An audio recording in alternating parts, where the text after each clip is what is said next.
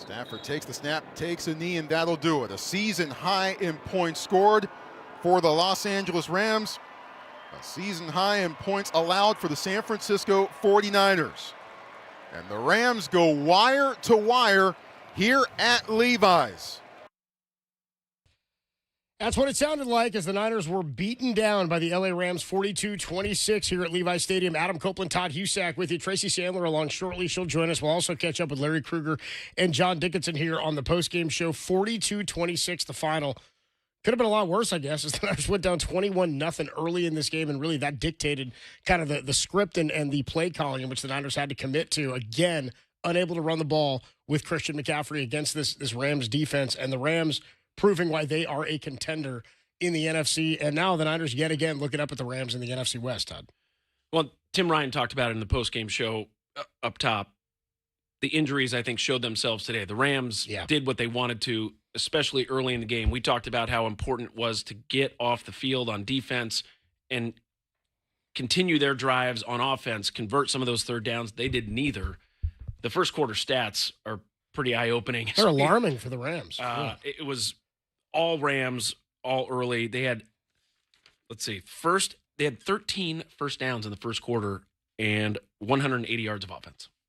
Well, of their first 15 plays, 11 of them picked up first downs, which is pretty incredible. They saw only 5 third downs in the first half to the Rams. The Niners defense was porous as ever. No pass rush. I mean, they got 1 sack. Keon White got to the backfield. I think maybe they got 2 sacks. They might have gotten 1 later in the game in the fourth quarter as well. But Matt Stafford, I joked earlier, Derek asked Kyle Shanahan on our show on Thursday, is this the best Matt Stafford's played in any stretch in his career? And Kyle said, I'm hesitant to say yes because you'd be taken away from other incredible stretches of his career. He becomes the 6th quarterback in NFL history to have 3 consecutive games with 4 or more touchdown passes. He's now got 25 touchdowns to just 2 interceptions on the season. He's been electric this year, and he's probably the leader in the clubhouse for MVP. Him paired with that defense, Puka Nakua's doing well. Kyron Williams got the run game going, 2 rushing touchdowns. He had his tight ends. He and Devontae Adams clearly have a better line of chemistry and connection than they had even in week 5. I mean, Matt Stafford's playing at as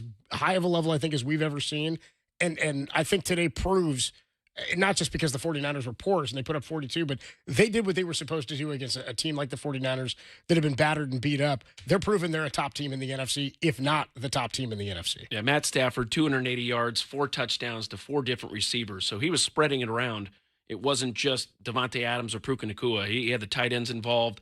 I thought they blocked really well. I thought McVay called some great screen passes. Yeah, the screen game was killing the Niners. Puka Nakua and yards after the catch. It was a catch, and there were a couple 49ers there, and they'd get 3 extra yards or 4 extra yards. And that just, and you talked about it. At one point, they had run 54 plays. They had 27 first downs. It's half the plays, dude. That's half unheard the of. plays. They were just picking up, and it wasn't a 60-yard play. It was 15 and 12 and 18. It just play after play, and then they had the run game going effectively. Yeah. It was a lot of 2nd and 3s. It was a tough day for the 49er defense, and credit the Rams. They were prepared. They came out with a game plan, executed at a high level, and to your point, Matt Stafford was on fire. He wasn't missing it. The arm angles, the things that he made a couple throws today, like one, the right hash to the left sideline, right on the money. I mean, he still, at 37 years old, is as good of a thrower of the football that there is in the NFL. Well, and the mobility today for him looked really good. He had a couple of big rollouts where he was able to avoid pressure, find the open man in the flat, or create space where he had some extra room to throw. I mean, for the guy who we thought, I thought there were big questions about the Rams coming in. I know Tracy, who's going to join us soon, said this offseason in the summertime, she thought maybe the Rams could be the top team in the NFC or be the team that comes out. And I thought all of that is dependent on a 37-year-old back, which has been a problem for Matt Stafford. We're not seeing any of that. No. Like none of that. And they moved the pocket, to your point. It wasn't Matt Stafford in the shotgun taking a 3-step drop and getting rid of it. It was fake run left, move him to the right, or even to his left. He can do it all. He's as complete a quarterback as there is right now in the NFL. I would say it was fun to watch from an offensive standpoint if it wasn't against the 49ers, but they can spread it around. They were clicking on offense, and the 49ers just couldn't do enough on defense. They couldn't pressure him. Another game with no turnovers. There were a couple plays early. I thought the tip balls, the Renata so Green one, I close. thought maybe could have been there. A pick so on the close. sideline, and then the Juwan Jennings fumble. They had a couple plays. They were moving the ball. They had it on the Rams 37. He fumbles. They get it back, score. Effectively, the game was, it felt like out of reach. Even though I thought 49ers did come back, had a really good second quarter, weren't able to punch it in before halftime. They did score, but it just felt like the Rams could do anything they wanted offensively. And when they fell down 21-0, it felt like a stretch. I don't think it felt like the Rams could do anything they want. The Rams did do just about anything they wanted. They had 4 touchdown drives in this game, Todd, where they ran fewer than 10 plays to do it. 7 for 86 and a touchdown, 9 for 59, a touchdown, 5 for 64 and a touchdown, and then the last of the day, 6 for 38 and a touchdown. The Niners only turned it over once. I mean, there'll be 2 interceptions, I guess, because of the failed. I don't know if that goes down as an actual pick in the stats there, but on the PAT, an interception there. But Mac threw 1. I don't think I ever really felt like they were getting back in the game when Mac threw that pick on the Niners' 8th drive. They did come back down and score another touchdown after that, but because the Rams took advantage of both the fumble early and the interception late, you lose 2-0 in the turnover battle to a team who you got 2 stops against. I mean, 1 3-and-out on the day for the Rams, and then a 7-play, 21-yard drive before the half that resulted in a punt, and that was it. The Niners defense could not get off the field, I'd say on third down, but they didn't force them into any third down situations, to your point. There was 1 third down where they had Puka Nacua. They motioned him out to the slot, and it was Upton Stout, man-to-man coverage. And, as soon as they motioned it and Upton Stout went with them, Matt Stafford and Puka Nacua both saw it. He ran a little wheel route. He faked to the inside, broke to the outside. Matt Stafford put it on him. You look at those matchups that the Rams can create, and it's tough for anybody to match up one-on-one with Puka Nacua, but you have a rookie in Upton Stout in the slot. They're going to lose that almost every time. That was in the second quarter, 2:29 to play is the play you're talking about. Stafford short left to Nacua. It was like a little bubble screen almost to Nacua, wide receiver screen after they spread him out.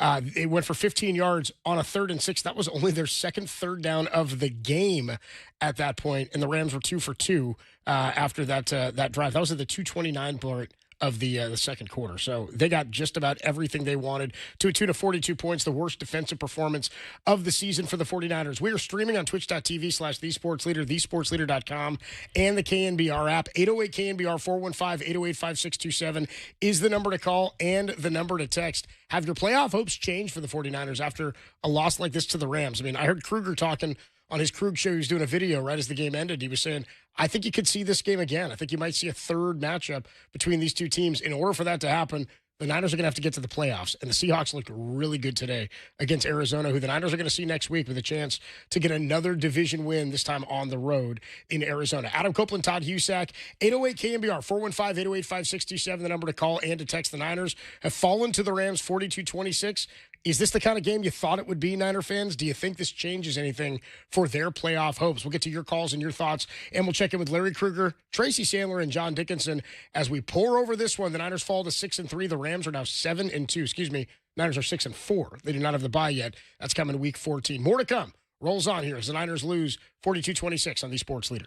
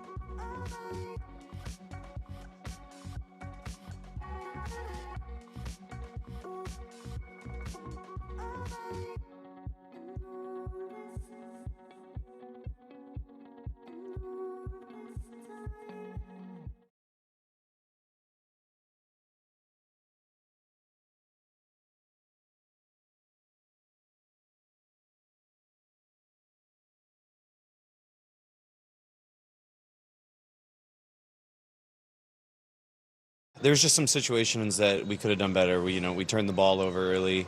There was a 4th and 1 that we didn't end up converting. So, you take those away or, turn them the other way, and it changes the game. It turns it on its head. So just something we got to do better there.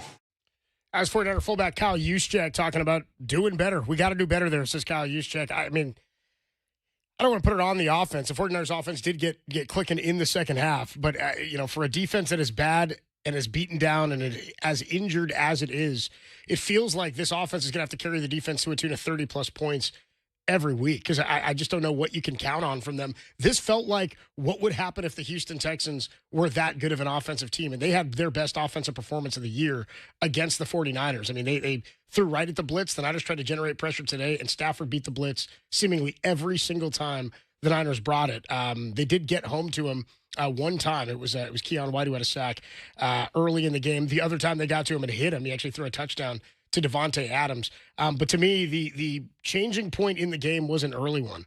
After the Rams come down, and we talked about this just a second ago, Todd, they come down on a 10-play, 64-yard drive. Kyron punches it in for a 2-yard run for a score. That's a 10-play drive, their longest drive of the first half. The Niners come back down. They punt a 3-and-out. Rams come right back. They go up 14-0 on that Puka Nacua bubble screen we talked about. Juwan Jennings then, after a 5-play, 37-yard drive, he gets a 13-yard grab. It would have been the Niners' first down at the Rams' 26-yard line. You're feeling pretty good at that point. Like, you're almost guaranteed 3 points to at least be at 14-3. But when he comes down, he fumbles it. The Rams recover it and come right back down 59 yards for a touchdown, a 4-yard touchdown pass to Allen to make it 21-0. So the next time down, the Niners have the ball. They get into the red zone of the Rams. They get up to the 11-yard line. It's 4th and 1 from the 11. Luke Farrell misses his block or doesn't hold his block on the left side. McCaffrey cannot pick up 1 yard. I mean, I would bet my left foot if I had to get 1 yard and give the ball to Christian McCaffrey. I was feeling pretty good about that. What's frustrating about that fumble is that if the Niners end up holding on to the ball there and at least get 3, it's 14-3 at that point, which means that the Niners probably don't have to go for it on 4th and 1 at the 11 if they were to put together that same drive coming back down. If it's 14-3 at that point, you kick the field goal, you make it 14-6. You had a good shot at this point for it to be 14-13 or 21-13 when you go to the half. But, I mean, what's your logic at that point? When they're down 21-0, they had to go for it there, right? 4th and 1? You have to. You have to. You need 7 points, especially based on it wasn't like the Rams defense scored or it was a fluke play. It was the Rams methodically working their way down the field at 8, 12, 10 yards a pop. And so you felt like the pressure was on the 49ers offense to keep pace. So it was the right call to go for it. And I go back to early in the game. The Rams are playing 2 high safeties, meaning the Niners should have numbers to run the football, and they still couldn't get anything between the tackles. It was not happening for Christian McCaffrey early in the run game. So when the defense is going to play 2 high safeties and they're still winning at the point of attack, they controlled the line of scrimmage, and the 49ers just couldn't get it done in that 4th and 1. You said it. They tried to run behind some of their beef, and they just couldn't move it. Well, counter to the left side or something like that. It just didn't work. Didn't work. They could not move the line of scrimmage enough, and McCaffrey had another tough game. Second game in a row, Brian Robinson has looked pretty good. They gave him some carries maybe to ease the load of McCaffrey, but you figure McCaffrey's going to find a way to get 1 yard there, keep that drive alive, and they couldn't do it. And the offensive line, I thought all game, you like the numbers in the run game, and they just couldn't make it happen. Well, and the shortest drive of the day that led to a score, 7 plays, 36 yards, and a touchdown, the 6-yard pass to Juwan Jennings near the end of the first half, the second to last drive of the first half for the Niners, was set up by a Sky Moore kick return that got them into good field position. If you look at their starting field position, though, otherwise, not good. I mean, they had 10 plays, 65 yards for a score to open the second half, 70 yards for a score, 65 yards for a score was their final drive of the day. They had to go deep first of all, they had to put together long, sustained drives. They were pinned deep in their own territory or pretty far back into their own territory, and they had to, really bleed a lot of clock in a short period of time to try to get back into the game. And then once the defense got on the field, they could not get off. I really do think the Juwan Jennings fumble, it was going to be an uphill battle anyway. That changed the course of the game early on, and the Niners were playing catch-up. We kind of talked about that in the pregame, that if you have to play catch-up against the Rams, it's going to be a long afternoon. Bring your lunch pail, and sure enough, Matt Stafford, 4 touchdown passes on 280 yards. Still no run play over 20 yards on the season for the Niners, and they're not completing long passes. They're not even trying. They're not throwing the ball down the field. Well, who's the deep threat, Todd? I mean, there's nobody there. Right. And so until they can get some guys healthy, maybe it's Pearsall and Ayuk, but you would think eventually they got to take a shot. Find some, even if you overthrow Juwan Jennings by 5 yards, stretch the defense a little bit, because it's hard. And that's what the 49ers are banking that the opponent cannot do, is sustain those 12-play drives and finish in the end zone. Now, the Texans did it. We've seen it. Like the Jaguars were able to do it, but they're not making big plays on defense, and they're not creating enough big plays on offense. And really, in the pass game, they're not even throwing the ball down the field. So until they start to put that threat out there, it's going to be harder for them to continue to check it down underneath. They're not getting a lot of yards after the catch. Kittle made some great contested catches, Juwan Jennings, but it's just not enough. They're getting tackled too quickly. Until they can create a deep play, and maybe it's Jordan Watkins, maybe it's Kruger's guy who can come on the field and create that fear in a defense, it's going to be harder and harder, especially when you can't move people around at the point of attack in the run game. So it's an uphill battle. Mac Jones' numbers look pretty good. He padded the stats a little bit on that last drive where the Rams were playing a little bit of prevent, but it's just hard offensively when you can't create that 25 or 50 or 60-yard play because they don't have the threat or they're not even trying.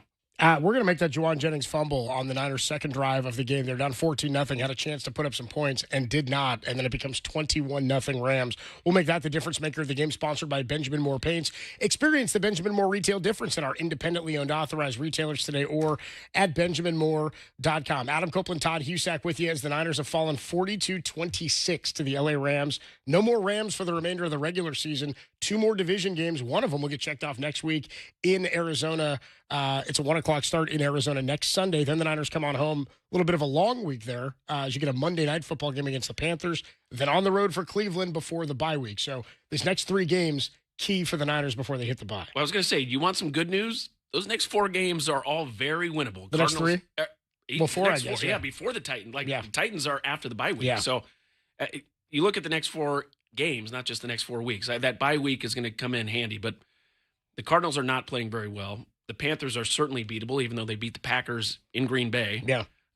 Browns, who knows? They lost today to the Jets 27-20. That's a game the 49ers should be favored in. So 49ers could be sitting at 10-4 in the next 4 games and back in good position in that NFC West. It'd be nice to rattle a few off in the way they did to start the season. They're 6-4 now, looking up at the Rams and the Seahawks, who, by the way, play each other next week. How about that tilt? Seahawks with a big win today over Arizona. We'll take a quick break. When we come on back, 808 KNBR, 415-808-5627. We'll get to your calls and your thoughts on this Niner loss, 42-26. Were you okay with the decision-making and the play calling by Kyle? Did you like the 4th-and-1 run play? I know they didn't get it. Was that the smart move in your mind? Also, should Kyle have been more aggressive on the opening drive? We'll talk about that, the 4th down that they did not go for on 4th and 2 in their own territory this week. More to come from Levi's Stadium, where the Niners fall to 6-4 after a 42-26 loss to the Rams on the Sports Leader.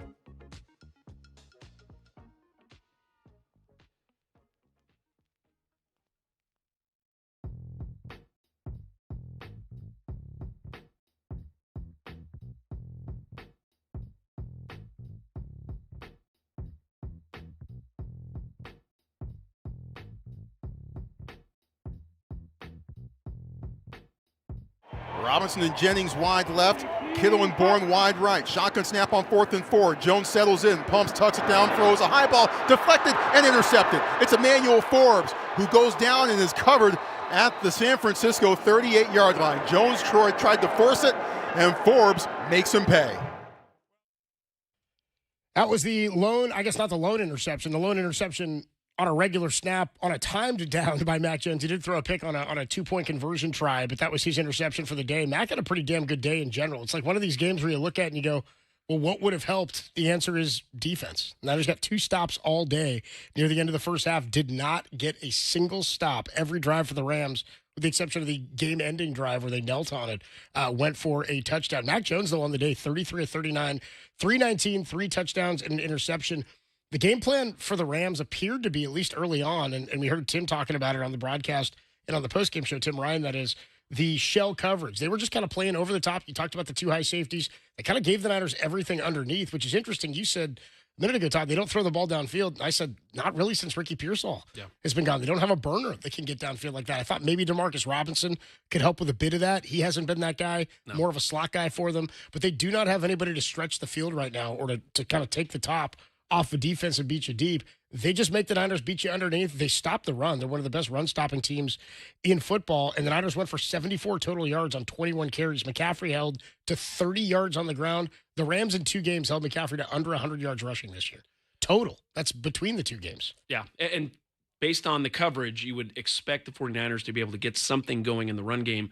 Or if you're not going to throw the ball deep, you need yards after the catch. Yeah. And today they did not. They were wrapped up almost every time they caught a pass. Every time. We had McCaffrey on the one sideline run where he got some yards afterward. But for the most part, great tackling by the Rams in space. And the Niners really didn't have many slants or passes where the receiver had momentum going up the field. It was a lot of comebacks or the wide receiver is facing the quarterback. So he's got to adjust and get back upfield. And the Rams in tight coverage didn't allow that. So a tough day offensively, certainly a tough day defensively for the 49ers. Well, and you see 39 pass attempts for Mac. I mean, he had a few of those games early in the year where he was throwing a lot of passes because the run game, they couldn't get the run game going at all. They didn't have a rushing touchdown forever. Didn't have a 100-yard running game for a minute. They beat up on Atlanta with the run game and still, though, have not been totally able to get it going. I thought he was pretty well protected today, was Mac Jones. We'll make this the protecting the quarterback. Get that sponsored to you. Sponsored by... I don't have it. Sponsored by nobody. Sponsored by nobody. Sorry, Tim. I don't know why that's in my sheet here. Anyway, I thought the offensive line played pretty well. The return of Jake Brendel, Ben Barch came off IR. Just in general, I mean, he was up. He had time to throw. There wasn't a lot of pressure, and that's a tough D-line where they did not get home on Mac. He looked like he had a pretty clean pocket, and he also stepped up and extended a few plays. He was accurate, 33 of 39, a 115.7 QB rating. What'd you see from him today? Because, again, it's not like this is a game where you go, man, if you had Brock Purdy, things might have gone differently. This is as well as Mac could have played. You just don't want to have to throw the ball 39 times with him. I agree, and we talked about it pregame. He's at his best when he hits the back foot and throws it. He's not sitting back there going through his progression, 1 to 2 to 3. He's getting rid of the ball, and he did it again today, and he was accurate. I thought he played well. He made the right reads. And part of it not going downfield is maybe protecting that offensive line a little bit. They're not taking the 7-step drop or the deep drop back rollout where they're throwing it 50 yards down the field. So they are getting rid of the ball quickly. But Mac Jones played well. He bought some time a few times where he did feel some pressure and stepped up. That part of the game was pretty sharp, but just not enough. You go back to that first drive where they completed for 7 yards. It's 2nd and 3. They get 1 yard and then incomplete to Juwan Jennings on 3rd down. You're talking about their opening drive. Correct. The opening drive, 4th and 2. We saw them do it a week ago against the Giants, down 7-0. They go for it, convert, go down, score 7-7. That game plays out completely differently. I think that they if they punt because the Giants got off to a good start offensively. I'm not sure what he felt today, not going for it. Maybe he didn't feel like they were getting enough push up front or protect, but man, you feel like they have to attack, and giving it back to the Rams is a risk, and they took that risk, and it did not pay off for the 49ers. Well, so we asked Kyle about that on Thursday because what Todd's talking about is the opening drive against the Giants. The Giants came down, and on their opening drive, they marched down for a 10-play, 64-yard touchdown drive to Theo Johnson, the tight end. The Niners come back on their opening drive. They're at 4th and 1 on their own 41-yard line. And I asked Kyle about that, on that decision to be aggressive. Was he trying to be aggressive there? Derek asked him about it too. Were you making a push there to try to make sure you didn't let this game get out of hand offensively to stay in it? He said, well, early in the game, he said initially he sent the punt team out. Because he said the first referee who spotted it, the first line judge, it looked like it was a pretty far spot. He said he thought it was more of like a 4th and 2, though they called it 4th and 1. And Kyle sent the punt team out. Then he said somebody up in the booth said, no, look at the spot. It's much closer. It's more like a 4th and inches. He said, hang on a minute, called timeout. And then, like on the opening drive, 3 plays in, calls a timeout, sends his offense back out there. The QB sneak it with Mack. So because it was a 4th and 1, and he thought it was even maybe a 4th and inches, decided to go for it. At their own 43, almost an identical situation. This was a true 4th and 2, though. So I understand the punting it away here. But because, again, if you don't and the Rams take it over in your territory with the way they marched down on the opening drive, probably more risky than it would have been against the New York Giants last week. You take your chances with a rookie quarterback. I thought being aggressive here might have been the right play, but he ultimately punts it away. They punted it away at this point, and the Rams came right back down in 7 plays or something to score another touchdown. Did you agree with the not going for it there? I'm sort of torn because I don't know that it's a smart move to go for it there. I just wonder in terms of the game plan, how did you feel like this one was going to have to play out? I didn't think it was going to be a game where you could stifle them to 20 points, you know? Based on the opening drive by the Rams, you almost feel like, all right, we got to keep pace. And the punting back to them, you're putting more pressure on your defense. Now, maybe part of it, too, that second down run play to Christian McCaffrey where he gets bottled up, barely gets 1 yard. Maybe you're not feeling like you can do what you want to offensively, that they might win the battle up front and take that risk. But I'm a big believer, trust your offense, attack, be the aggressor. And I think the 49ers had to do that today. I think they're going to have to do it the rest of the season based on how the defense played today. I think one of the things you're going to see, teams are going to watch this tape today on how the Rams attacked the 49ers defense. You're going to see a lot more. Now, good news, not every team's as good as the Rams, and they don't have Matt Stafford. But I think you're going to see more of that game plan where you're going to spread out the 49ers defense, try to get one-on-one matchups, take your chances with the slot receiver against Upton Stout or the safeties, because that's what the Rams took advantage of today. Pretty clear to me this was a personnel game. The Niners just did not have the personnel to compete and do what they needed to do. I thought that Thursday night game in Week 5, that was the equalizer, right? Like things come closer together because fewer days to prepare. Both teams are playing banged up after having played just a few days before, 4 days earlier. I thought that was kind of an equalizer for the Niners. Ultimately, it was, even though they didn't have Ricky Pearsall, they didn't have Brock Purdy in that game after losing Week 4 to the Jaguars. It's interesting, too, when you think about, and I heard Tim say this, they have not had the Rams a devastating injury situation this year. And you don't hope that for anybody, of course, but the Niners have had, obviously, like 5 different devastating injuries. Plus, you pair that with Brandon Ayuk not being out there. Ricky Pearsall can't get back on the field. He's missed 6 consecutive games. All you need to know about how healthy the Rams are is that they are currently carrying 2 kickers, probably the weight of 4 kickers, but two total kickers on their roster. They didn't cut Josh Carty. They just made him inactive for the game and decided to sign Harrison Mevis. He comes in and they win this game. We'll see what direction they go beyond this, but you can only carry 2 kickers, Todd, if you're that healthy. That is you a don't luxury. need the depth. You know what I mean? That's an incredible position for them to be in. Adam Copeland, Todd Husak, Tracy Sandler going to join us here momentarily from Levi Stadium where the Niners have fallen 42-26. Larry Krueger swinging a bat in the on-deck circle. He's going to pop in next. We'll get his thoughts on how this one went down and what it means for the 49ers playoff future. 6-4, you're in the mix. You've got 1 loss now against an NFC team, 6-1 against the NFC. How many more wins is it going to take to get into the postseason? You mentioned the next 4 games are all winnable. I think 10 wins could get you in. 10 wins with the record they've got in the NFC. If they win against Arizona, they're 4-1 in division. If you win against Carolina, you're now 8-1 in conference. And so now you're looking pretty good in terms of tiebreak. And your in-division record is important when it comes to tie breaks with other teams. How did you fare in your division? And then how'd you fare against the NFC? The AFC games are the ones you should be willing to punt if you have to lose one. Adam Copeland, Todd Husak. We'll talk to Krug about the Niners' future next. Only here on The Sports Leader.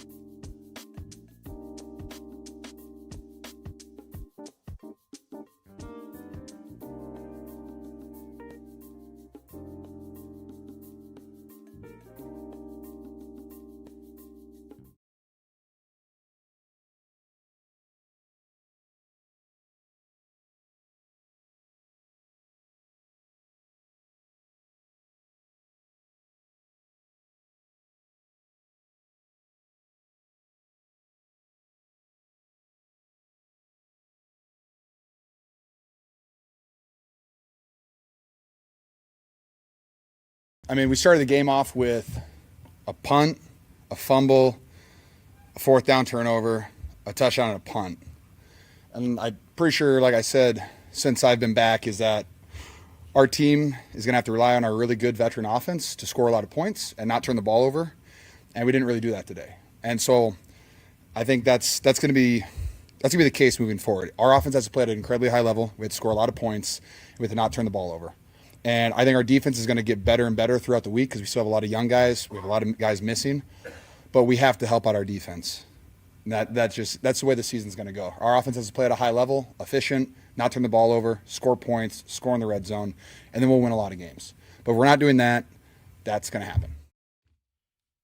George Kittle on the 49ers' slow start and lack of stops defensively. The high water mark that the defense has allowed this season, 42 points to Matt Stafford and this Rams offense, and an elite defense for them. They're looking like a top team, if not the top team in the NFC. Tracy Sandler joins Todd and I here, as well as Larry Krueger, the Krug Show, Niners Nightly. What's up, Krug? What's up? Well, it's a rough game. It was a rough game. But you know what? I think we got a couple things there. One, this is what happens when you're going up against a Stafford who, it's amazing. NFL quarterbacks, they get better, and then it's over. You know what I mean? It's like, Steve Young was the best he was in the late 90s. I mean, he was way better in the late 90s than he was early on. He just kept getting better. Aeneas Williams knocks him out, end of career. And I kind of get the feeling like Stafford is that guy. He's getting better. Stafford throws a ton of picks in his career. Not anymore. No, he does not. Not anymore. 25 touchdowns to 2 interceptions now on the season. And I told Todd this earlier. He's the 6th quarterback now in NFL history with 3 straight games of 4 or more touchdown passes in a row. 3 consecutive. You saw it in this game. There were 3 or 4 plays where I thought in the old Stafford would have thrown it, trying to thread the needle, throw it into coverage, would have taken a chance. And I'm sitting next to Todd, and here's Stafford throwing it away. Yep. Or thrown it to avoid, just letting it fall incomplete. So he's learned. It's taken a long time, but he's learned. The Rams are really good. And the other takeaway was, Mac Jones last week, 79%. This week, 85%. This guy is playing really, really well. And we can sit there and say, well, there's no controversy, there's no this, no that. Brock Purdy's really good. I'm not saying this guy's better than Brock Purdy. But we can't pretend that there's a stratosphere between the two of them, because there's not. This isn't, I said it to Todd right before you guys walked in. I said, this is not a game that I look at and say, wow, man, if they'd only had Brock. We haven't seen many of those, maybe one of those. I thought maybe a little bit more mobility against Houston, but I don't think that changes the outcome per se of that game. This game felt like, what if Houston had a Hall of Fame quarterback? What if Houston had an elite offense? Because that's what we saw. Houston had their best offensive output, and then the Rams came out and had one of their best. What'd you see today, Tracy? I mean, I saw a team that's really feeling the losses of Fred Warner and Nick Bosa and Michael Williams, and that's just the reality of it. I mean, the Rams, sometimes the other team is better. The Rams are better. The Rams are significantly better than the 49ers. And, George Kittle talked a lot in the postgame about what the offense needs to do, but he also mentioned more than once he thinks the defense will get better every week, which is an admission, which is clear. They're just not there right now. And we saw these young guys play really well to start the season. I think part of that was because they had Fred Warner and Nick Bosa. And so that allowed them to play at a higher level than maybe they were ready for. But that's basically what I saw. You saw one of the best teams, if not the best team in the NFC, against a very wounded 49ers team. The other team was better, and the other team played better. Well, we were talking about, too, the good news is the next few teams match up a little bit better with the 49ers defense. It's the Cardinals. It's the Cardinals. Yep. Cardinals, Panthers, Browns, Titans. Today was a tough test for the 49ers defense that they were not up for it. You could just see the Rams created the matchups they wanted. I think that offense is what the 49ers could be if everybody was healthy and playing at a high level, a really good quarterback, a great play caller, weapons around him. Matt Stafford is certainly one of the top 2 or 3. He showed it today. He made one throw from the right hash to the left sideline. And not just his decision-making, he's still, zip. I mean, it was big time. And so he is certainly at the top. But the 49ers could get there, but they're going to have to play at a much higher level. To Kittle's point, we got to pick up the defense. They picked us up a few times this season. It's going to be up to the offense to carry the load, I think, for the next month. But I think the other thing that gets hard for the offense is they're down 21-0, and that changes how an offense is playing a game, is at the scheme, the play calling, all of the things. And so, yes, the offense is going to have to do that, but it's a lot to ask if they're going to go down 14-0, 21-0. In theory, the next 4 games, you have, like you said, teams that match up better, but those next 4 games are games they should win. This was not necessarily a game they should win. They have to win the games they should win, as we talked about in the pregame.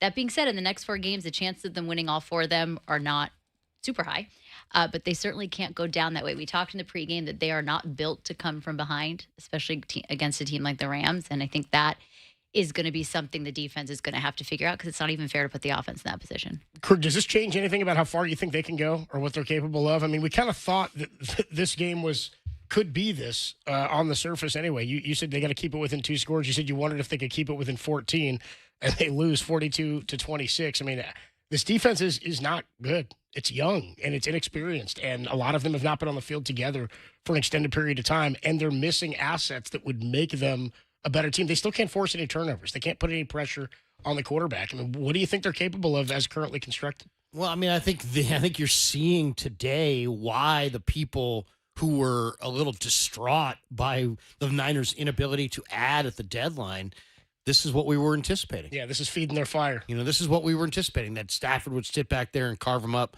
like a Thanksgiving turkey. And he did. It is November. I'll tell you the one thing. I'll give you one thing that I'm kind of burning on right now, that I'm a little bit like simmering on. And I like this guy, and I talked to him. Larry Krueger's burning. Yeah, like Rome. What you got? Rome is burning. I'm burning on this one.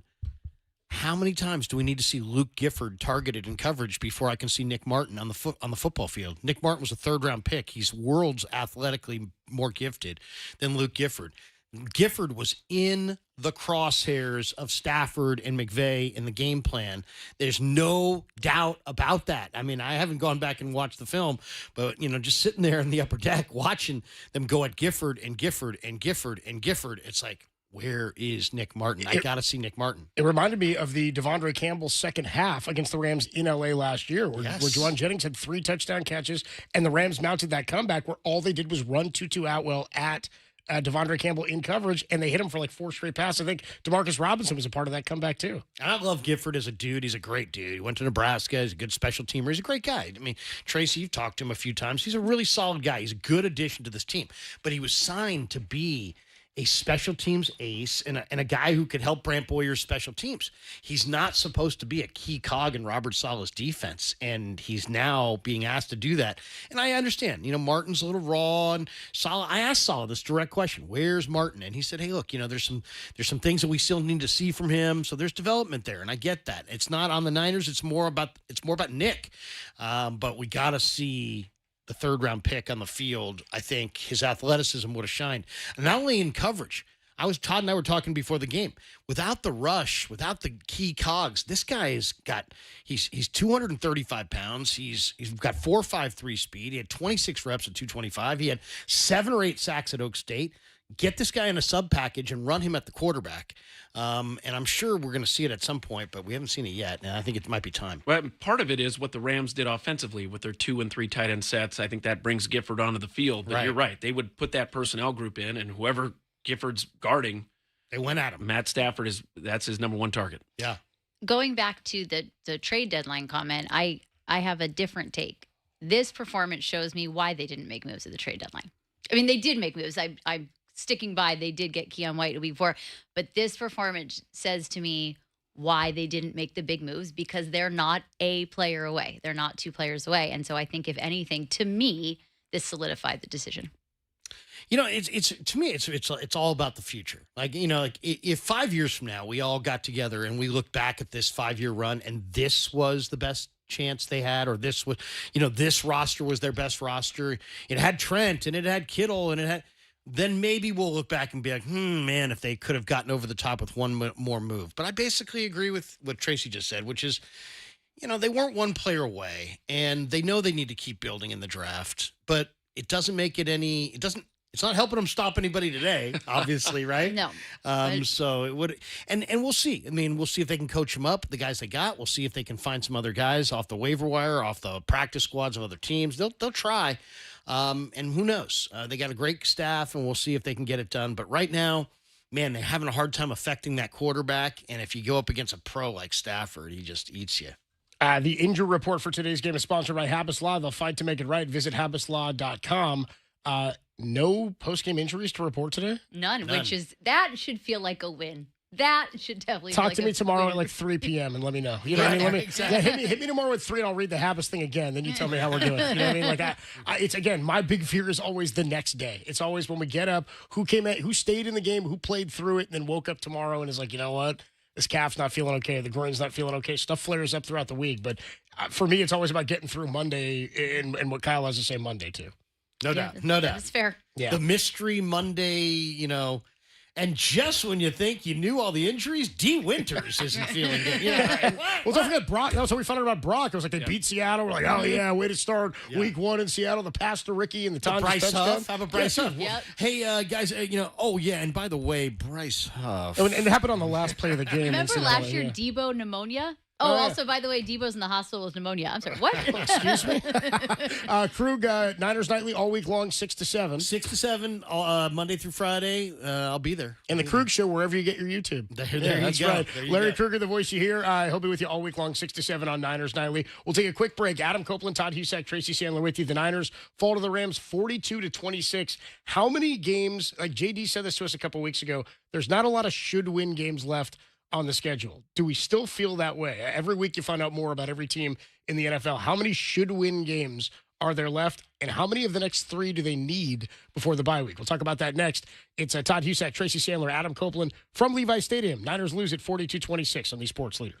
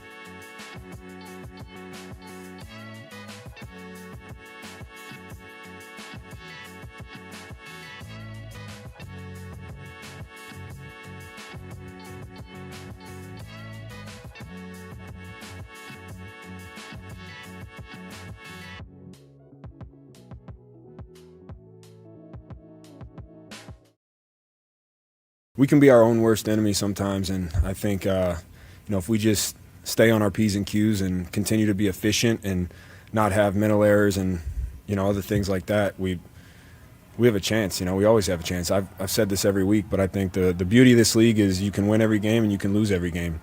That's also the challenge. But yeah, we definitely have the guys. Today wasn't our day. We got beat. We got to move on, just like we do every week, and get back to the drawing board and play hard the rest of the way. We didn't have the guys today, said Christian McCaffrey. You may not have them next week or the week after, the one after that either, Christian. So it's going to have to come from somewhere. I would like to see, we saw it a little bit today, McCaffrey and Robinson in the backfield together. And as Robinson has gotten better at running the ball, I think using McCaffrey either out of the backfield, we saw the one where he ran up the seam and he caught it and got tackled inside the 5. Maybe using him more as a receiving weapon because they just don't have the guys that can separate on the outside or create mismatches. If Brian Robinson, if they can trust him to run the ball as effectively as he did this week and last week, maybe get him 10, 12 carries and use McCaffrey more in the slot or out of the backfield, create some dynamic parts of the offense through that. That might be a way for them to go and see, because they are going to have to score points. We saw it today. If the defense plays like they did today, it doesn't matter who they play. The next 3-4 weeks are going to be a challenge.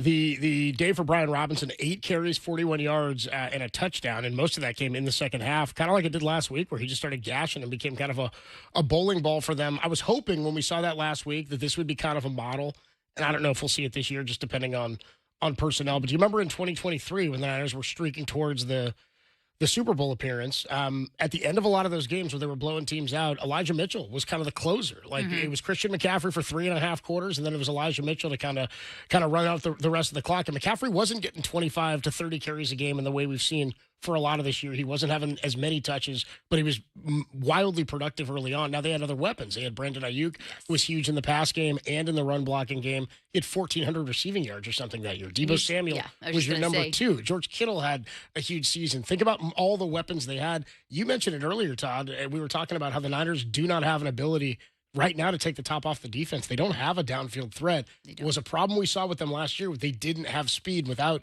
Ricky Pearsall, they become kind of one-dimensional in the pass game. 100%. And we don't know when Ricky Pearsall is coming back. One of the great mysteries of this season is what is going on with Ricky Pearsall and when are we going to see him again?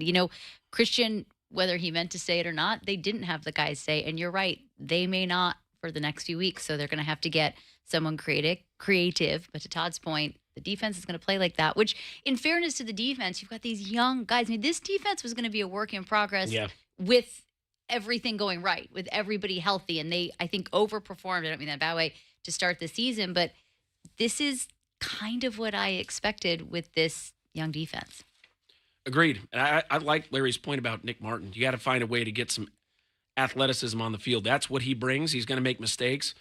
Find a way, even if it's 10 plays a game. Have him rush the quarterback. Have him in space where he can make some plays. Can't be as bad as Gifford was today, right? Well, I would be surprised if we don't see him next week. That's kind of where I'm at. Is like at this point, when you're this shy, I thought the second Fred went down, we'd see more from him, and then Curtis Robinson remains still the number 2 guy. D. Winters is still out there, but Luke Gifford, to that point, got picked on like 3 or 4 consecutive plays, and one of them didn't even move. Like he wasn't good in coverage at all, and so they're not going to see a lot of quarterbacks at the level that Matt Stafford's at. I mean, he may be the best in the game right now. He's maybe, like I said earlier, the leader in the clubhouse potentially for an MVP, but they're not going to see a quarterback of that caliber for the remainder of the season. You will see Sam Darnold at the end of the year, but nobody's putting him in the same class as Matt Stafford. Daniel Jones? No, I'm not. I mean, even today, Jones was okay. He had 5 turnovers last week. He threw 3 picks and lost 2 fumbles. So, again, this is the elite of the elite. This is the best in the game potentially, or one of the best in the game when it comes to exploiting defenses and finding soft spots. He and Sean McVay together are dangerous. Let's get into our player of the game. The player of the game is sponsored by Bigelow Tea. Grab a mug and tea proudly. The player of the game rule, I think we subscribe to the same rule they do on the Giants post-game wrap, where you don't have to pick a player on the Giants or the Niners, but it can be anybody from any team that's not a Dodger, Tracy. That's so generally the rule. The player of the game is Shohei Ohtani. Yeah, no, okay. Yoshinobu Yamamoto. Well, I said it during the break. We're going to do player of the game, and Tracy said, does it have to be a Niner? No, it does not. Who's your player of the game today? Well, I think Matthew Stafford is certainly the player of the game. But if I have to pick a Niner, and I think I will say it would be a toss-up between Mac Jones and George Kittle. Yeah. George Kittle was fighting there till the end, and he did all the George Kittle things, but I would say Matthew Stafford kind of far and away is the player of the game. Where are you going, Todd? Yeah, Kittle, 9 catches on 9 targets. Every And time they all threw it to him. contested, dudes. Yes. And one of the coolest touchdowns of the year. Oh, it was amazing. And there was one play where we were up top, say, gosh, they need a big play here. And they throw it to him, makes a diving catch, gets up, gets the crowd fired up, first down. I mean, he stepped up a few times when they needed him. About Tatum Bethune, again on 10 defense, more tackles. 10 tackles. He came out of the game. We talked about no injuries. Yep. He came out of the game, came back in the next series. So hopefully that is not something that flares up today and that he's on the injury list tomorrow. But he has played at a very high level, replacing Fred Warner and getting it done every single week. I'm looking for things that we haven't seen and for elements of the game that the Niners have failed in or not been successful in. The turnovers are obviously not there. I like that Keon White found the quarterback today. That was nice that he was out there after he dealt with a bit of a groin and was questionable coming in. I'm going to tip my cap to a guy who I thought has not been very good this year. Niners did acquire him in a trade. Sky Moore set up that Niners touchdown drive before the half. They aren't set up in that position if he doesn't get the ball back into Rams territory. That was a nice return by him. And Brian Robinson has been a guy who's had some nice returns. He did that a couple of weeks ago for them right before the half and got them into range to score some points before the end of a first half. But Sky Moore today, I mean, again, there's not a lot to write home for or about in terms of the 49ers, but if you're looking for things and elements of the team that have been deficient, I think that was a pretty good return today for them, something that's got to be better. Do you think Juwan Jennings was the comeback player of the game with an atrocious start? I don't know. It's tough. Scoring It's tough for me to make his fumble the difference maker of the game, and then to give him comeback player He status. dropped a third down pass. I don't He even is want to call him on that because I feel like that was a bad no PI call. I don't think it was a bad no PI. You don't think so? No. On the opening series, I don't. you shouldn't think it was a catchable ball. I didn't think, and I think it maybe was a catchable ball. He just was never going to catch Okay. it. But I did not think it was a bad no PI call. He fumbled the ball, and he had a penalty in between those Dude, the two penalty, things. yeah, the False offensive, the start. false start was bad. It was an atrocious start to the game. So I'm giving him comeback player of the There you game. go. 6 catches on 9 targets, 71 yards, and a touchdown, Todd. No, I'm not recognizing it. That fumble changed everything. That if he eliminates that, he's got to be better too. You talk about guys stepping up when they need that on the offensive side. He's got to start the game like he finished it Well, and eliminate those mistakes. Especially if he's going to be asking for the ball and all of the things. I mean, he's talked a lot from the offseason to now to not really perform at the level. Yeah, and as performing at. Tim Ryan once said to me years ago, whatever position you play, the further away the position gets from the football, the louder the player gets usually. You get the DBs, you get the receivers. Never hear the O-lineman talk. You never hear the center running his mouth, right? Nope. It's always guys whose positions get further and further away from the ball. I do want to also make note, and this is an element of this team that I think is concerning and should be for the rest of the NFC about the Rams. It wasn't just Puka today. They did a fairly good job of containing him. Just 6 targets, 5 catches for 64 and the touchdown. Devontae Adams, though, has emerged as a real threat. And a guy who I don't think anybody thought his career was on the outs, but he certainly wasn't as productive with the Raiders. He was definitely not as productive he's less productive with the Raiders than he was even with Aaron Rodgers and the Jets. But there was a report today. Did you see the Mike Silver article? He had a conversation with Devontae Adams where they talked to him about him wanting to come west and whether or not the 49ers were interested in acquiring him. And what he was told by his agent is the 49ers said, quote, they weren't going to pay retail price. They wanted to pay wholesale price. So apparently they called his agent a couple of times and he said, I'm not a wholesale player. And he's proving that he's still an elite talent. Having an elite quarterback and a guy like Devontae Adams who knows how to run to open spaces, we saw that forever with Aaron Rodgers, that they became so dangerous on off-script plays or plays that would break down. Devontae Adams is a Hall of Fame talent, a Hall of Fame receiver probably in production. And if he's going in the way that he has the last few weeks with Matt Stafford, this is a tough offense to stop. I said it in April.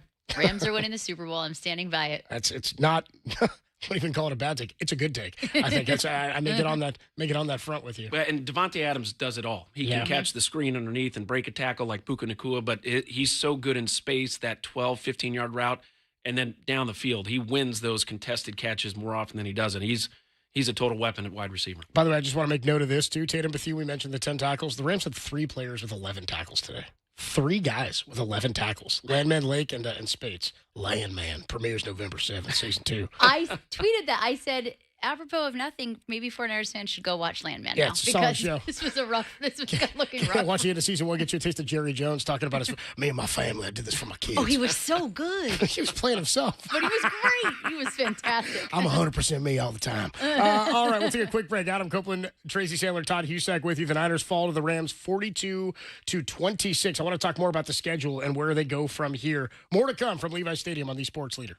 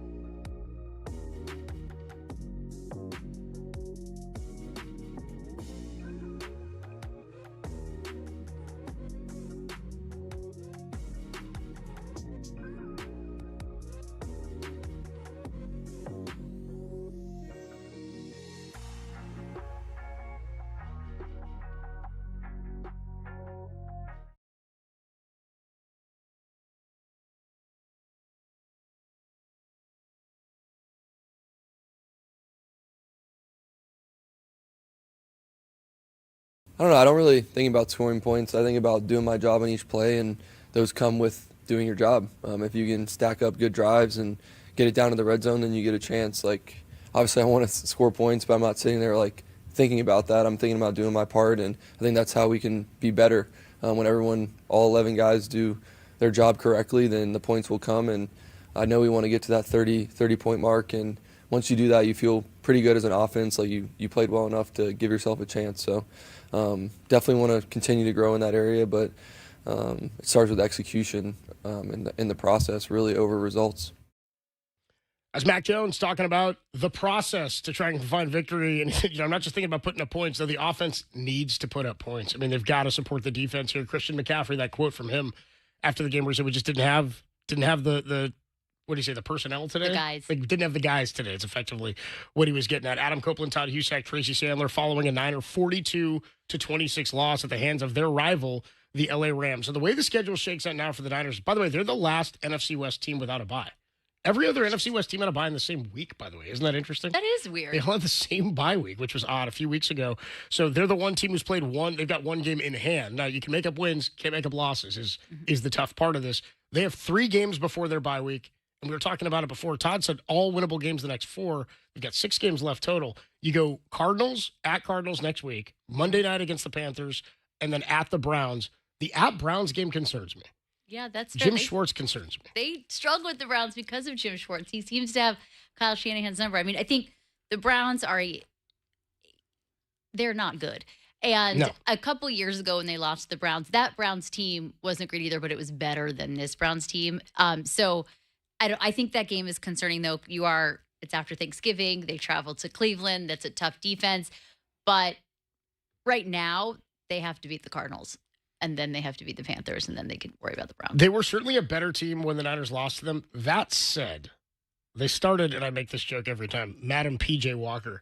Madam C.J. Walker, shout her out. First black woman millionaire. Anyway, P.J. Walker beat the 49ers that day. They also did not have Trent Williams. They also did not have Deebo Samuel that day. I think maybe it was Ayuk, maybe it was Deebo. Somebody went down early in that game. Yes, they did. There was a fight before that game. Remember that? There was a fight before that game. There was a missed kick by Moody in the rain with a chance to win the game near the end. Brock Purdy in the rain is always a weird thing, like his slippery hands, whatever it is people come down on. I'm concerned about the Browns game because I don't know what the weather will be like. It'll be a body clock type of game. An early start at Cleveland right before the bye. I think they need 2-1 in the next. I mean, you'd like all 3, but 1 and 2 could be, I'll say, disastrous. But it would put you in a really tough spot, getting the Colts, the Bears, and the Seahawks out of the bye week to end the season. That's a tough stretch. I think they need 2-1. I think to your point, 2-1 at the minimum. If they go 1 and 2, I think that puts those last 4 games in a bind. They would all of a sudden they have to win to put themselves into a secure playoff spot. And coming into this game, Derek and I were talking about it on Dirty Work this week. I said, I think in the next 4, they need 2 and 2, and one of them has to be a division game. Yes. I think they've got to. I thought if they lose this one, I think Arizona's all that more important. Yeah, absolutely. And I think they can go 2-1. And what'll be interesting about it is the 2 may not be the 2 that we think. I mean, maybe Cleveland may be one of the 2, that because that always happens. But I think they can go 2-1. I think, as bad as the loss was today, at the end of the day, the Rams are just a better team. Yeah. So it's not, I think this game says more about the Rams, to be honest with you, than it does about the 49ers. I think the 49ers are where. They kind of were who we thought they were. They're who we thought they were. They're where we thought they were. So now they go to play a Cardinals team that is up and down every week. I mean, they have a big win Monday night and they get just shellacked today. Then they go to play a Panthers team that did look like it was rising, and then they lose a tough game. So I don't think that this game needs to be an indictment on the entire rest of the season. I think this game is this game. They're not at the Rams caliber, and that's okay. They don't need to be there this year. They weren't going to be there this year, especially with all the losses. Now they got to go and win these games that they should win, and if they win those, they go to the playoffs. That's the key.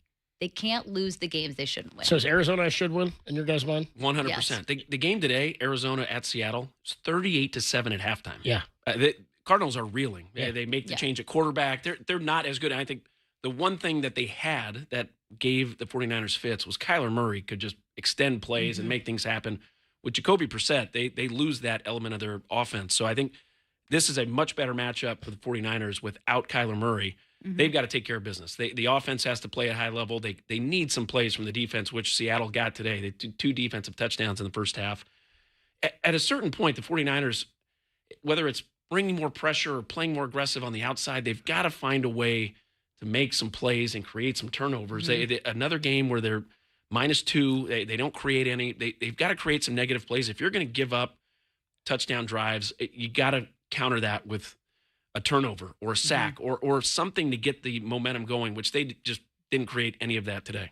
Adam Copeland, Todd Husak, Tracy Sandler with you. We'll take a quick break. Our guy John Dickinson is going to join us talking 49er football. We'll talk to him about the comment he made. How many winnable games are left on the schedule or should wins for the 49ers? I think Arizona is one. I think Carolina is one that is a little bit tougher than we initially thought it would be, but it's a game you can and I think probably should get. The Browns one I think is a bit of a toss. Titans you should get. Colts, I might write that one off to the Colts in Indianapolis. Then you get the Bears at home, who did win today 24-20, a little bit different looking team than the Bears team we saw last year, and then the Seahawks to wrap up the season. 7 games left, 4-3 might get you in. The Browns are terrible. We're talking about a toss-up with the Browns. Come on. I'm torn on it. Jim Schwartz I'm gives torn. Kyle Shanahan fit. We saw I don't know it that a he's couple ever years beat ago. him, has he? He hasn't. He's never beat him as a it's coordinator. tough, They're the Browns. I know. If we're, and the if, 49ers lost them 2 years Dude, ago. P.J. The year they went Walker to the beat Super them. Bowl. Yeah. I get it. Dylan Gabriel, like the 49ers fans should feel confident going to Cleveland. Short and winning. week? Bring it on. Short week, Bring body it clock, on. cross country. Bring it on. All right, we'll talk about it with John Dickinson, who joins us next. Adam Copeland, Todd Husak, Tracy Sandler. The Niners fall to 6-4, 42-26 Rams on the Sports Leader.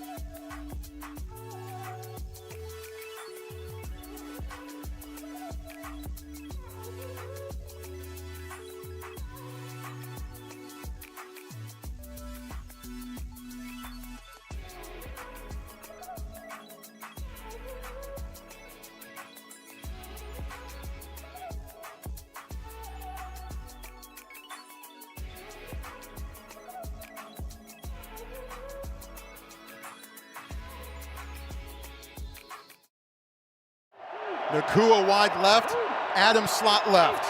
Now they got Devontae on Malik Mustafa in the slot. The shotgun snap and the quick throw left side. Caught. Devontae Adams was juggling on his way out of bounds, but he's able to hang on and make the grab for the score. Touchdown Rams. We'll make that touchdown by the Rams and really put things out of reach for the 49ers. Actually, Matt Stafford got hit on that play and then threw a touchdown pass to Devontae Adams. We'll make that the drive of the game, sponsored by El Cerrito Honda, more than just a car dealership. We're family. Adam Copeland, Todd Husak, Tracy Sandler with you from Levi Stadium, where the Niners lost 42-26. We're joined now by John Dickinson, who you hear in all hours of the day on the Sports Leader, and you'll hear him tonight, immediately following the Warriors game, for some Dubs OT, Dubs and Pacers in action right now out at Chase Center. Not sure who's playing in that game for the Pacers, but they are playing basketball. I mean, somehow they've got a couple of hardship exemptions with guys that they've had to pluck off the street. I mean, their injury report is unlike anything I've ever seen bizarre, in any sport. I mean, you're talking Even the Niners injury report? even the Niners injury report. It outdoes the Niners injury report. Their today. top 7 or 8 players are all out. Well, good for them for beating the Niners at that. Yeah. we call that a blatant tank. It's not even like a soft tank. JD with us here. Dude, the Niners fall 42-26.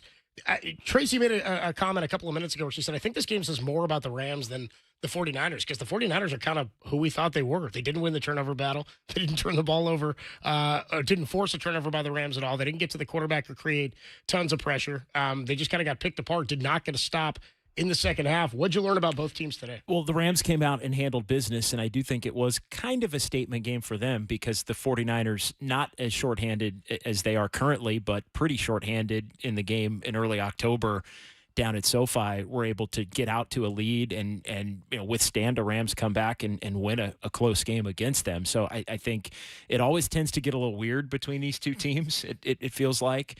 But so I think the Rams really wanted to make a point, given the 49ers injuries in particular on the defensive side, that they cannot be stopped. And they did it effectively and throughout the game. I mean, we're talking about 6 touchdowns. So that part of it, this was really, I think, the first time where it's a bona fide playoff team go, with a week to plan and really attacking the 49ers vulnerabilities with a lot of offensive talent. And we saw, those two things kind of mesh today, which we really hadn't seen. And, we talked a couple of weeks ago about all the winnable games on the 49ers schedule. And I think there's still plenty of winnable games ahead. And not to say that they didn't have a chance today, because they did. They got to within one score a couple of different times, which I think, that competitive spirit is still there for the Niners.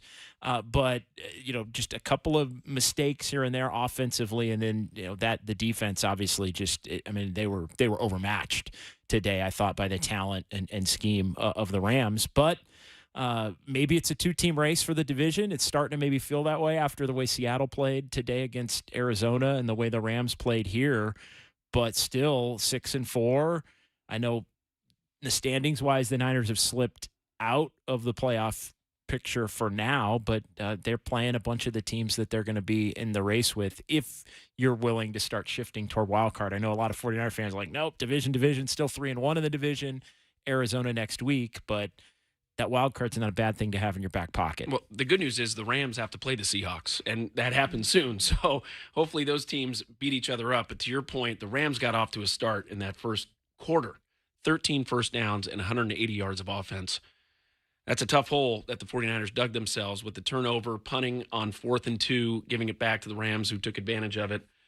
Do you think they have to maybe change their maybe that's just this game where they got off to the slow start and weren't as aggressive early? Do you think they have to be a team that maybe pushes the ball down the field a little bit more or gets more aggressive on offense? I just think they have to make sure that they're not giving away any kind of possession, whatsoever. And if that means, converting on 3rd down to stay on the field, that means not turning the football over. That means scoring touchdowns when you have opportunities in the red zone. I think that would be the other thing, just an indicator of the game they played today as the 49ers move forward, is they really are, and it's taken maybe a few weeks to get to this point, but I think today truly is that indicator of, if this team wants to make the playoffs, they're going to have to be much more of an offensive dependent team. And I think we kind of thought they were already going to have to be in that mode, and they really haven't had to have been in that mode because of Saleh and the ability for players to step up and complementary football and all of that. But I think today you just can't miss opportunities. You're going to have to win some shootouts, I think, against a bunch of these teams between now and the end of the year. Kendrick Bourne said something interesting about the game, and it came up a few times in different ways from different players. But essentially he said that he thinks that sometimes after a win, not complacent, but they get a little relaxed. They think they're farther than they are. And after a loss, they really lock in. And then I asked Dominic Pooney about it, and he talked about it. And it was a little bit like what Christian said, there's something about having your back against the wall. And I think that there's something to that in terms of they are going to have to be better offensively. And last week they beat the Giants and they scored 30 points. The Giants are not a good football team. And I think there may have been a feeling based on what they've said that maybe there is, I feel like complacent isn't it. And Kendrick was really clear about that, but perhaps relax, maybe an overconfidence. And Kittle said they had a great week of practice. He didn't feel like the effort wasn't there. But when you look at the season and you look at how the season has gone after a loss and after a win, you can kind of see what he's saying. And they just don't have the luxury to do that. And maybe this is a good wake-up call. I still maintain this says more about the Rams and the 49ers. But now as they look ahead, there are 7 games left in the season. The season is flying by.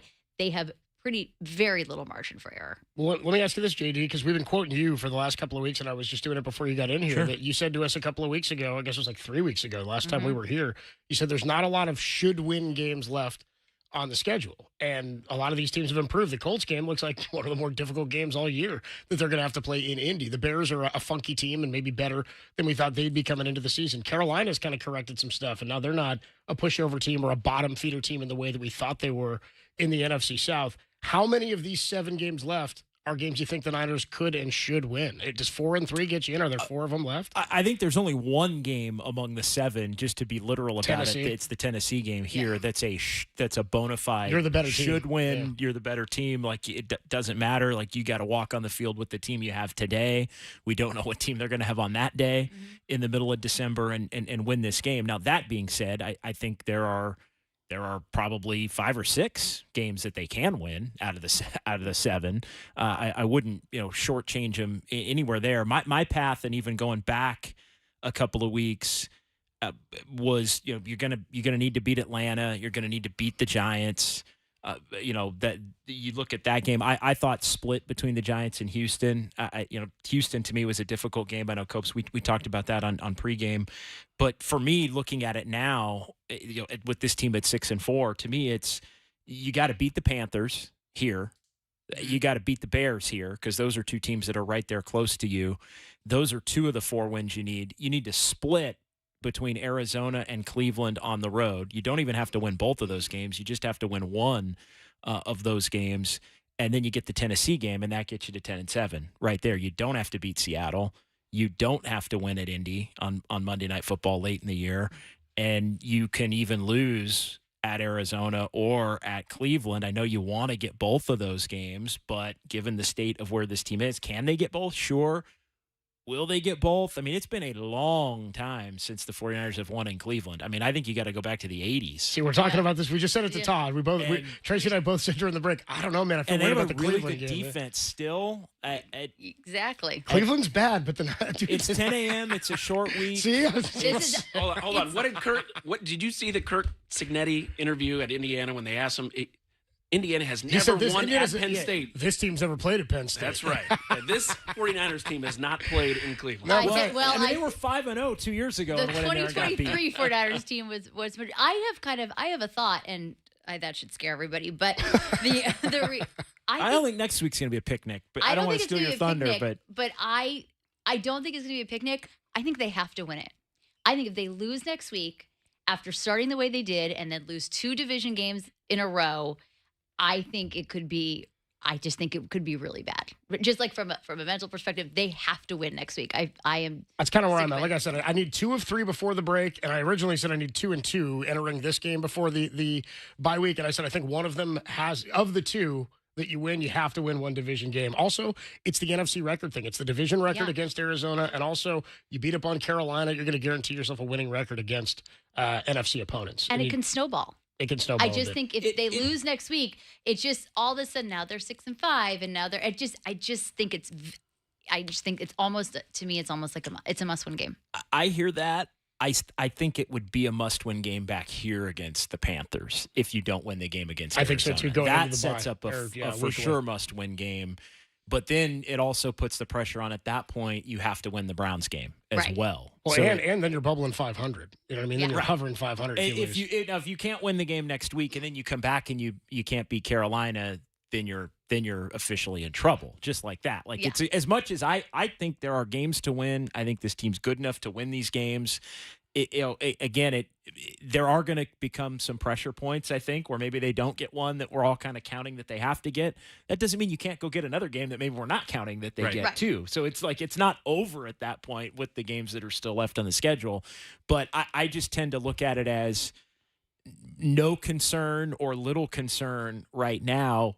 The concern grows if you can't beat Arizona. It would really grow if you can't beat Carolina. But I just think the layout of the schedule is such where there are enough wins to where you should be in it all the way up until those last two. And maybe it gets to a point where because you slip up in one, you have to get the Seattle game here at the end. Well, maybe you get the Seattle game here at the end. I mean, so if it comes down to that, it comes down to that. But I think all in all, they're in a really good position considering all of the injuries and considering how poorly they played today, honestly. I think you listened to George Kittle after the game, and you talked about they're more focused maybe after a loss, or their backs are to the wall. Their backs are against the wall right now.